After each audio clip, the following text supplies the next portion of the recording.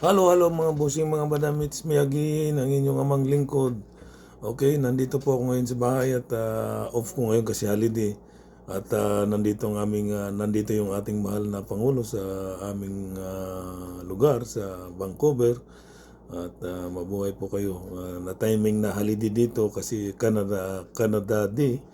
So, ayun, timing na timing Canada Day. So, nandito ang ating mahal na Pangulo. Mabuhay po. Welcome po kayo mga mahal na Pangulo dito sa aming lugar sa Vancouver, Canada. Mabuhay po kayo, mahal na Pangulo. Okay, once again, shout out sa buong mundo. Okay, shout out sa Luzon, Visayas, Mindanao, Philippines. Magandang gabi dyan sa inyo sa Pilipinas. O kumusta mo tanan din na sa inyo sa Luzon, Visayas, Mindanao, kumusta na mo din na? O sa buong mundo, kumusta na may mga Pilipino, kumusta po kayong lahat diyan? Okay. Okay, bago po ang lahat, please dalawin niyo ang aking YouTube channel, si Eddie Makasilang po, at mag-subscribe po kayo dun sa aking YouTube channel, Eddie Makasilang. Click ang notification. Pag nakita niyo yung all, tuldukan niyo lang yan po, busing nang makita niyo lahat ng mga in-upload ko. Please dalawin niyo po, okay? Thank you. At sa aking FB, sa mga followers ko, maraming salamat. Hindi po ako nagsasawang magpapasalamat sa inyo mga busing mga madam. We love you all. At sa mga hindi pa po nag-follow sa aking FB, please like and share and follow. Mag-comment din po kayo at aking babasahin mga busing mga madam. Okay. Okay, kumusta? Okay, pag-usapan natin tong bigo na rally nila. Di ba naalala nyo nung isang araw yung content ko na hindi talaga sila magwawagi yung mga INC. INC at saka mga DD list na yung people's powers nilang piki. Kasi wala talaga, hindi nila makuha yung, hindi sumama yung yung mga yung religious group na iba. Especially yung civil society, yung sinasabi ko nung isang araw, di ba? Wala yung Katoliko, wala lang yung mga ibang religious. Pag hindi nila niya makuha, wala.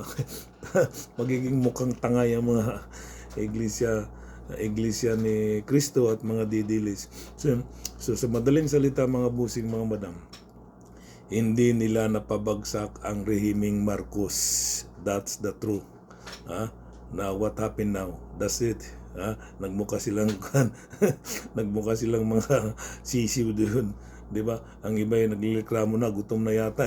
Bigyan niyo na lang ng pagkain. So nanawagan sila doon, yung mga nandun yung mga senador na puro mga tanga, bubo.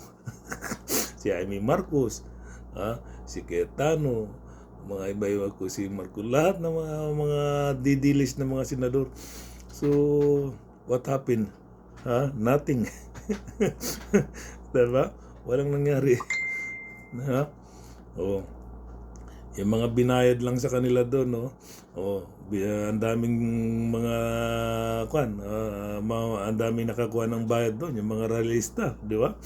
Tanggap lang kayo ng pera diyan kasi wala na, di ba mga busing mga madam? Kape muna tayo. Okay? Nandito po ako sa aming bahay, sa aming kusina.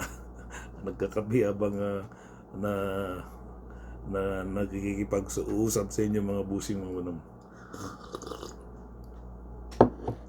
Di ba? So, nanawagan sila. Yung mga senador doon na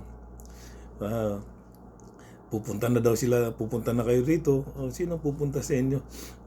Wala. Ang balita ko, nanawagan sila, pupunta na kayo rito, makisali, makilaho. Ugok. Sino? hindi naman yang tunay na demokrasya yung pinaglalaban ninyo. Yung isang plunder na tumatanggap ng pera. Tumatanggap ng pera na donation tapos hindi pa din na-clear sa susi. Yan ang pinaglalaban ninyo. Kahit sinong tao, kahit bata, hindi pupunta dyan. Na pag alam niyang plunderer yung pinaglalaban yung tao. Tapos yung pinaglalaban niyo pang vice presidente, isa ring may sayad. Di ba? Hindi pupunta talaga. Hindi talaga pupunta yung mga tao dyan. At saka yung mga civil society, hindi talaga pupunta dyan. Hindi nyo makukuha. Sabi ko nga sa inyo yung nakaraan yung vlog ko, di ba? Na hanggat hindi nyo makuha ang civil society, that's it. Walang mangyayari sa inyo at mumukhang kayong mga sisiw dyan, tanga. Okay, mga bossing. So, ayan. Oh. Ang masama pa dito yung mga inarkilan nilang mga sasakyan. Like mga yung inarkilan nilang sasakyan, yung bus, yung mga ibang sasakyan. So, inimbestigahan na baka cancel pa yung prangkisa. Dapat lang, bis maghanap buhay kayo, nagpa-uto pa kayo dyan. Anong nangyari? Damay pa yung prangkisa ninyo pagka napatunayan na sumama kayo dyan sa rally na yan ng Iglesia ni Cristo. O di ba? Hindi maganda yan eh. Tanggal pa ang prangkisa ninyo nang dahil lang ganyan. O, magkano kikikitain nyo araw-araw pag natanggal yung prangkisa ninyo? Magkano binayad sa inyo yung arkila ng bus sa inyo ng INC? O, ano mga didiles? Magkano arkila? Palagay mo na kahit 1 milyon. Pag natanggalin yung prangkisa ninyo, wala na kayong income araw-araw. Lugi pa. Yung 1 million nyo, parang wala lang. Di ba? Kasi wala na kayong prangkisa, hindi na kayo makabiyahe. O, di ba? Wala talaga kayo sa ulog. Nagpapauto kayo sa iglesia. Hindi yung napabagsak ng mga iglesia. At ang didilis, ang rehimeng Marcos, ang gobyerno ng Marcos, hindi ninyo na kayang pabagsakin ang gobyerno ng Marcos. Dahil ang mamamayang Pilipino ay maraming nagmamahal sa aming mahal na Pangulo at 2 taon na lang ang 2 taon na lang ang kanyang nalalabing katungkulan, pero ubos niya, pero focus siya sa mga kanyang trabaho. O di ba? Grabe ang trabaho ni Pangulong Marcos nung nakaraan sa Zamboanga, nandun sa Mindanao, namimigay ng bigas, pera sa mga barangay at sa mga eskwela. Luzon, Visayas, Mindanao, yun ang project ni Marcos, yung namimigay ng scholar, presidential scholar. Nung nagawa ba ni Tatay Digong dati yun? Wala, no. Hindi niya nagawa. So mga didilis, mga ANC, tumigil na kayo. Hindi nyo kayang pabagsakin ang rehimeng Marcos. Bagsak na kayo. Kawawa lang kayo. At makakasuhan pa kayo. O, di ba? Kala ninyo, maisa ninyo ang rehimeng Marcos. No.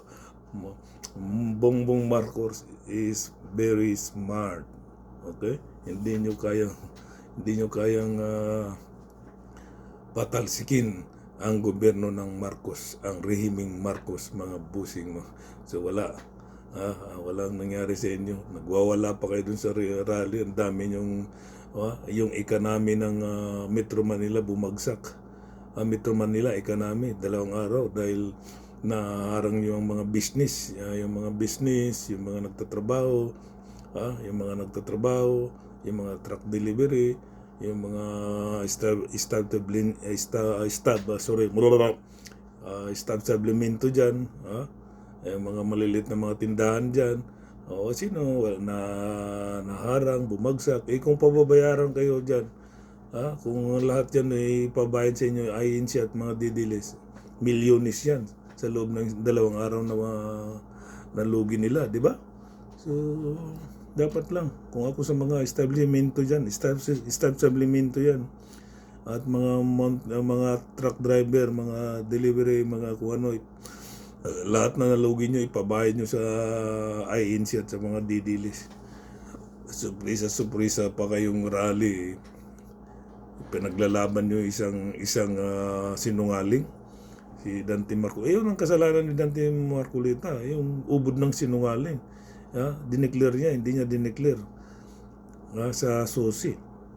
Kung dineclare niya yun, magka-problema ba? Walang problema. Kasi dineclare niya, ang problema hindi niya, sa bibig niya mismo nanggaling. Sa bibig din siya nahuli. Di ba? So, ganun lang. Nandito ang ating nandito ang ating mahal na Pangulo dito sa lugar ko, sa Vancouver. Mabuhay po kayo, mahal na Pangulo. Welcome po kayo dito sa amin sa Vancouver, mahal na Pangulo. Once again, hanggang dito na lang po kasi masaya ako at masaya ako yung Iglesia ni Cristo at ang didiles hindi na naman nagwagi. Kahit anong gawin ninyo mga Iglesia ni Cristo, Hindi ko nilalat yung mga iglesia. Marami akong kaibigan na mababait na iglesia. Okay? Kahit anong gawin ninyo, INC, Iglesia ni Cristo at mga didilis, never kayong magwagi sa masamang intensyon. Okay? Dahil ang Diyos hindi kakampi sa inyo. Ang Diyos ay laging kumakampi sa rehimeng Marcos dahil siya ang itinalaga ng Diyos. Okay mga bossing, mga madam, hanggang dito na lang po. Ito na naman ako ang nagbibigay kasiyahan sa inyo, sa aking kapwa mga kabibibing, sa aking kapwa Pilipino, at nagbibigay ng sama ng loob sa mga didilis, mga bossing, mga madam. Once again, maraming salamat po sa inyo, sa mga minamahal kong mga followers. Paulit-ulit po ako magsasabi sa inyo, maraming salamat. We love you all. Sa mga hindi pa po nag-follow sa aking FB, please follow, like, and share. And mag-comment kayo at aking babasahin. At magre-reply po ako sa inyo mga busing, mga madam. Daghang salamat sa akong mga amigo, amiga. Buenos dias sa inyong tanan dina sa Mindanao o sa Bisaya. Bye-bye. Peace.